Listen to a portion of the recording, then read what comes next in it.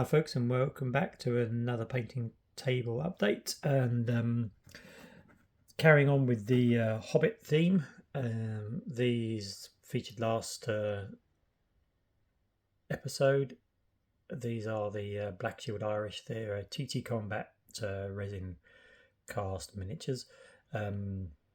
Lots of conversions and bits and pieces working on them to get them looking like this. But yeah, great fun painting. So what I've basically done, I've done the second base of these Black Shield Irish. Same again, TT Combat miniatures with lots of green stuff, bits and pieces added on, lots of drilling, adding spears and things like that.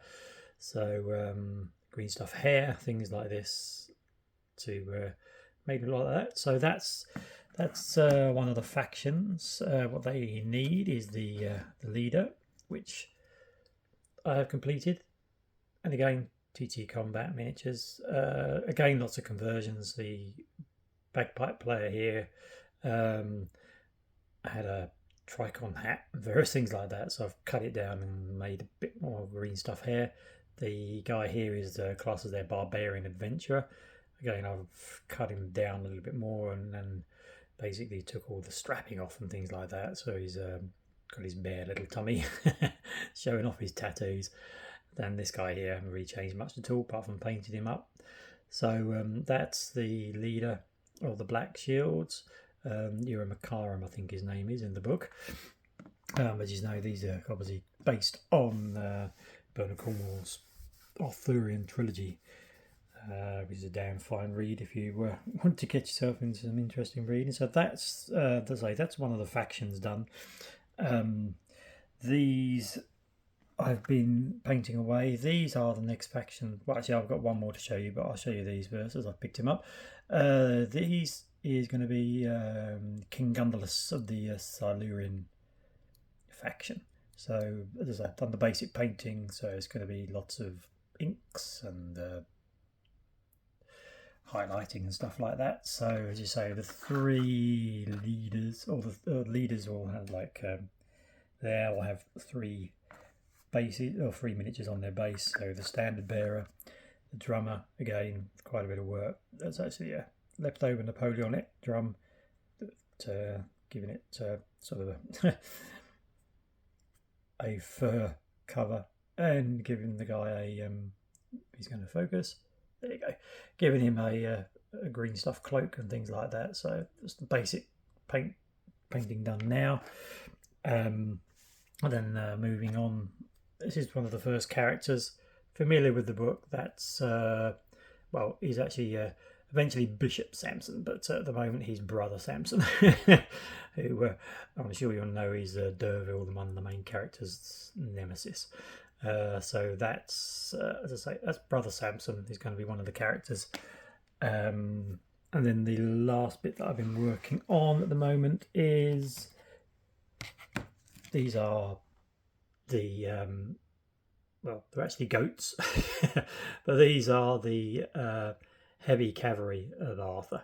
So what I've done basically, I've gone for one base of for cavalry, which there is hardly any in the game, and there'll be two bases and a commander for the infantry factions. So there'll be one base for skirmishes and things like that. So it's going to be a very, very low key game. I'm going to probably use 1 hour war game fantasy because it's just pretty cool, pretty easy. I just want to play lots of little games of raids and counter raids and attacks and ambushes and all sorts of things. So yeah, this is Arthur's boys.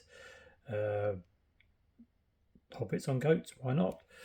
And I had to paint Arthur himself as well. So there's Arthur.